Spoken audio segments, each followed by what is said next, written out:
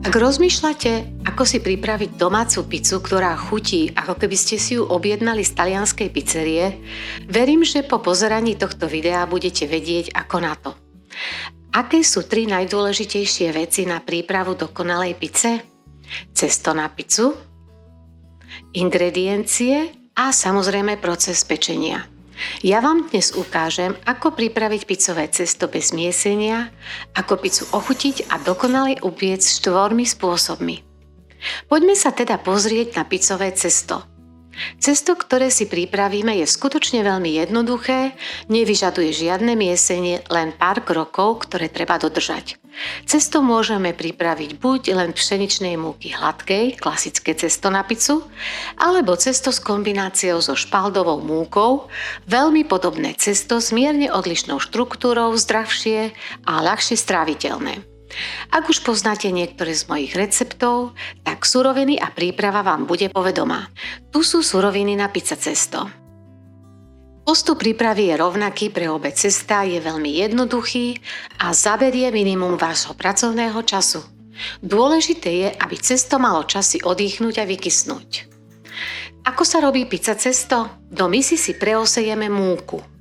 Pridáme soľ a suché droždie. Všetky tieto suché ingrediencie zmiešame v miske.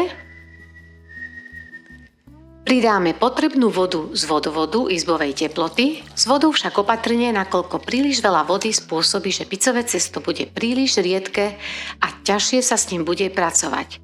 Opäť všetko premiešame lyžicou, kým sa všetky ingrediencie nezmiešajú do jedného cesta. Misku zakryjeme plastovou fóliou, ktorú utiahneme gumičkou alebo prikryjeme tesnou pokrievkou.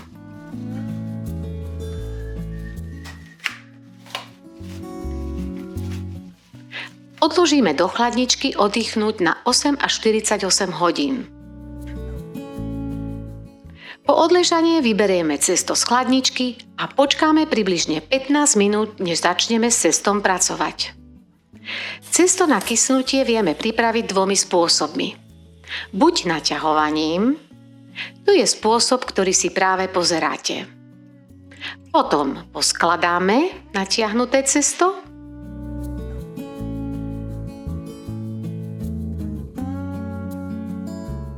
Nakoniec klzavými pohybmi vytvoríme z cesta guľu.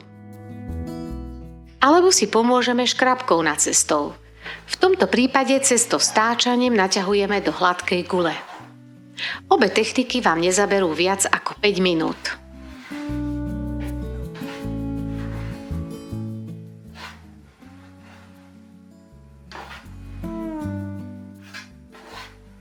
Cesto vložíme späť do misky a opäť prikryjeme. Cesto necháme kysnúť pri izbovej teplote minimálne 8 až 10 hodín. Ak nám už cesto v miske vykyslo, pred samotným pečením si pripravíme suroviny. Ktoré sú základné suroviny na pizzu? Paradajková passata, tvrdý strúhaný syr typu parmezán, alebo na Slovensku i výborný vršatec, mozzarella syr, natrhaný alebo nakrájaný na kocky, bazálka, najlepšie čerstvá, alebo ak máte, môžete použiť i mrazené lístky, v najhoršom prípade i sušená. Na dochutenie môžeme niektorú pizzu potrieť panenským olivovým olejom s roztlačeným cesnakom. Ak chcete napríklad pizzu len čistú syrovú, môžete si pripraviť syr s modrou pliesňou, ako je niva alebo gorgonzola alebo iné syry. Ako piec pizzu? Ukážeme si 4 spôsoby pečenia pizze, s ktorými sa vieme priblížiť pece upečenú vo veľkej peci v pizzerii. Nakoniec si povieme ich výhody a nevýhody. Môj najobľúbenejší spôsob pečenia pizze je pizza pečená na pizza kameni. Čo potrebujeme? Kameň na pečenie, papier na pečenie, ktorý by mal byť v tvare pizze alebo niečo menší ako samotná pizza, lopatku na pizzu, špachtlu na pizzu, ktorou si budeme pomáhať, tiež potrebujeme pincetu alebo kliešte, nakoniec múku na pomúčenie dosky a škrabku na cesto. Kameň na pizzu položíme do rúry do najvyššej priehradky. Chceme, aby kameň nasal čo najviac tepla z vyhrievania hornej časti rúry. Rúru si zapneme len na vrchný ohrev s najvyššou teplotou. Najvyššia teplota mojej rúry je 300 stupňov Celzia. Kameň by sa mal zohrievať od začiatku spolu s rúrou aspoň 45 minút. Takto sa čo najviac priblížime peci v pizzerii. Keď je rúra s kameňom zohriatá, môžeme začať pripravovať pizzu. Čistú kuchynskú dosku pomúčime a na ňu vyklopíme cesto z misky.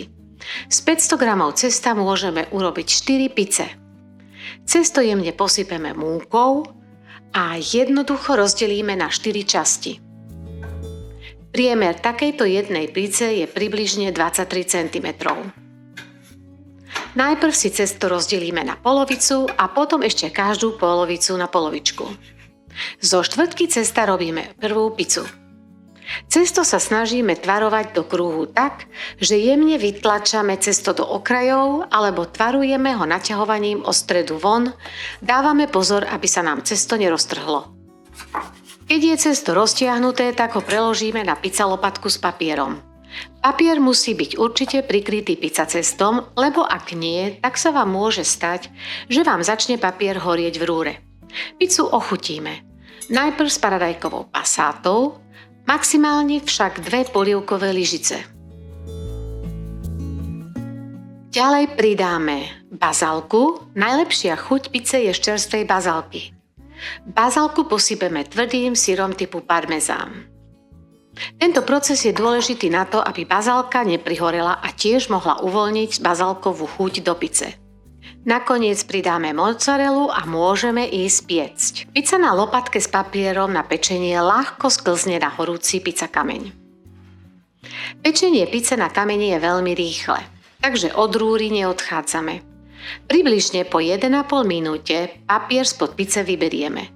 Pomôžeme si so špachtľou, pizzu nadvihneme a papier vyberieme buď s kliešťami alebo pinzetou. Pizzu po 3 minútach môžeme otočiť a zároveň skontrolovať stav okrajov.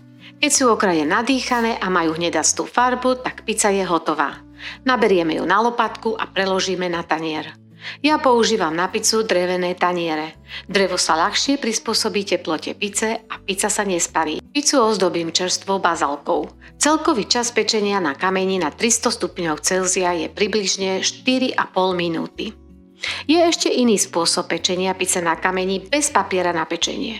Čo potrebujeme? Kameň na pečenie, lopatku na pizzu, špachtľu, ktorou si budeme pomáhať, múku na pomúčenie dosky a lopaty a škrabku na cesto. Podobne ako pri prvom spôsobe rúru zohriejeme na najvyššiu teplotu, režim vrchný ohrev, kameň je v rúre na najvyššej priehriadke, kameň by sa mal zohrievať od začiatku spolu s rúrou aspoň 45 minút.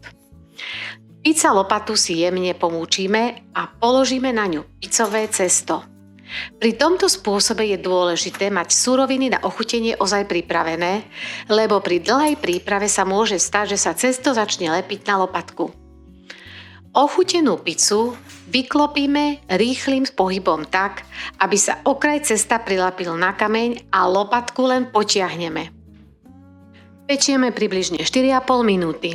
Keď sú okraje pice nadýchané a majú hnedastú farbu, tak opäť pizzu premiestnime na drevený tanier a ozdobíme čerstvou bazálkou. Pečeniu pice na kameni treba len dodať, počas pečenia odporúčam priebežne kameň očistiť od nečistot špachtľou.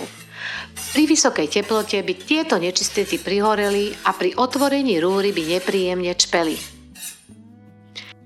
Možno ste už počuli o pečení pice na peciarskej oceli. Spôsob pečenia a čas sú rovnaké ako pečenie pice na kameni. Môžete si pomôcť papierom na pečenie alebo sa naučiť pizzu pekne vyklopiť na peciarskú oceľ. Peciarská oceľ má oproti kameňu na pizzu jednu výhodu. Oceľ udrží dlhšie teplo, takže každá vaša pizza bude vždy dobre prepečená z dola nahor. Pizzu, na ktorú sa pozeráte, som namiesto pasáty použila 4 druhy syrov a nakoniec dochutila panenským olivovým olejom s pretlačeným cesnakom. Ďalší, ale menej rozšírený spôsob pečenia pice je pečenie pice v pánvici. Ako teda pečieme pizzu v pánvici? Potrebujeme panvicu, ktorú môžeme dať do rúry na vysokú teplotu. Tu sa mi osvedčila nerezová panvica. Ďalej potrebujeme špachtlu, škrabku na cesto a múku na pomúčenie pracovnej dosky.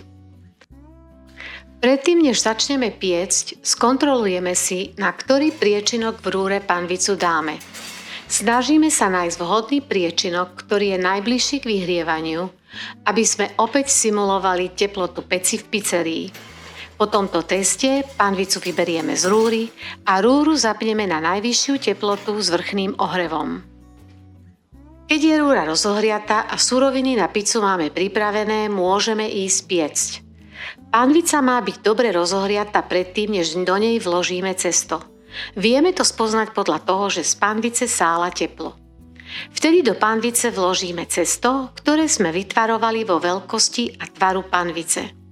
Cesto, na ktoré sa pozeráte, je cesto s kombináciou špaldovej múky.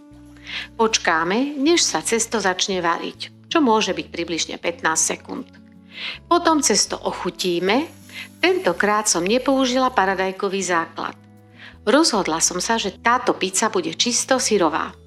Použila som bazálku, parmezán, mozzarellu a k tomu ešte 2 druhy tvrdého syra. Keď si pozrieme spodok pizzového cesta, vidíme, že cesto sa už pekne pečie. Ak má jemne hnedastú farbu, tak pizza môže ísť do rúry. Takto sme si nasimulovali rozhriatý pizza kameň. Pizzu pečieme asi 4 minúty. Keď sú okraje nadýchané a majú hnedastú farbu, tak je pizza hotová. Pizzu opäť premiestnime na tanier, pomôžeme si špachtľou.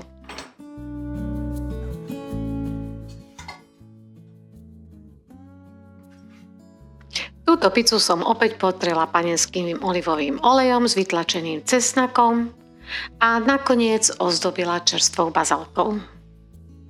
Ktorá pizza alebo spôsob pečenia pizze je najlepší? Všetky spôsoby pečenia sa snažia napodobniť pečenie pizze vo veľkej toskanskej alebo neapolskej peci. Okrem samotného pečenia je veľmi dôležité pizza cesto, ktoré by malo dostať svoj priestor a čas dobre vykysnúť. Takéto cesto bude hebké a keď je dobre upečené, tak je veľmi ľahko stráviteľné. Príchuť pizze si môžete prispôsobiť vlastným potrebám. Ja sa držím pravidla, menej je viac. Ak sa chcete dozvedieť viac k tejto téme, pozrite si môj blog. Teším sa na vás s ďalšími receptami o pizze, chlebe a ich variáciách. Verím, že sa vám toto video páčilo a že sa rozhodnete pre tú správnu variantu, ktorá vyhovuje len vám. Ešte som chcela povedať pár slov o múke. Čo sa týka múky, dostávam často otázky, ktorá múka je najlepšia. Nie je to úplne najjednoduchšia odpoveď, pretože vlastne každá hladká múka je dobrá. Len rozdiely sú možno v pevnosti alebo v sile múky. Najlepšia múka na pizzu je Manitoba. Ja ju skutočne mám veľmi rada a mám doma veľkú nádobu, ktorej vlastne som si kúpila 25 kg Manitoby, pretože my pizzu doma naozaj milujeme a robíme veľmi často. Ale keď som pizzu začínala robiť a vlastne aj tie zábery počiatočné v tomto videu, čo ste videli, a ten začiatok som si kúpila hladkú múku 0,0, múku T650, špaldovú múku hladkú a pomiešala, no proste tak, aby teda ste videli a možno aj nerozoznali rozdiely v tom pizzovom ceste. Čo veľa vlastne ovplyvní celé to pizzové cesto a ako vám tá pizza vlastne bude, ako sa s ňou bude dobre tvarovať, je vlastne ten proces. Záleží to od viacerých faktorov. Jeden z tých faktorov je naozaj tá múka, teda tá sila múky, ale to nie je všetko. Potom je dôležité, koľko vlastne to cesto máte v chladničke. Ja niekde uvádzam 6 hodín, niekde 8 hodín. Ideálne, ako dáte minimálne na noc do chladničky, ja mám rada také 24 hodinové. Potom ďalšia vec je, niekedy štvrť lyžičky alebo 1/3 lyžičky suchého droždia alebo aké droždie používate. Je to naozaj na vás, že či chcete, aby vám to rýchlejšie vykyslo, vtedy naozaj dáte možno tú 1/3 tej lyžičky alebo niektorí možno aj pol lyžičky podľa toho, akú skúsenosť máte s vašim droždím, ktoré vlastne používate. Ja napríklad používam droždie Dr. Edgar. Je to moje obľúbené droždie a som na ňo zvyknutá. Nie som sponzorovaná nikým, ale je to vlastne to droždie, ktoré vlastne vidíte v mojich receptoch. Ďalší faktor, ktorý záleží od toho, ako vám to cesto vyjde, je aj teplota v izby. Hej? Cez leto pravdepodobne, keď necháte na noc cesto vykysnúť, tak ráno možno už bude prekysnuté. Hej? Potom možno radšej menej droždia dať. Verím, že prídete na to, čo vám najlepšie vyhovuje. Ja to zvyčajne robím tak, a keď vlastne si plánujem, že zajtra bude sobota a budeme mať pizzu, tak si večer zarobím cesto, ráno ho vyberiem z chladničky a potom večer máme na večeru pizzu a viem si odsledovať samozrejme v lete, podľa teploty izby, že kedy už je cesto vykysnuté. Čo je ešte také dôležité na pici, sú tie prísady. Ja používam výhradne len taliansku passatu, alebo teraz najnovšie sa mi veľmi páči polpa di pomodoro, čo je vlastne, to sú také kocky pomodorové. Je to, pretože tam je viacej tej štruktúry, takže možno takto z mojej strany. A je to už potom na vašej fantázii, že vlastne čo si pridáte, aké prísady. Chystám pre vás nové recepty, tak nezabudnite pozerať tento kanál a moju stránku Moje dobroty, kde sa viacej dozviete o tom, ako jednotlivé pice pripravujem, čo tam dávam, aké prísady a možno niečo aj z histórie o pici. Takže ďakujem vám veľmi pekne, že ste zostali až do konca so mnou a prajem vám pekný deň a úspešné pečenie. Ahoj!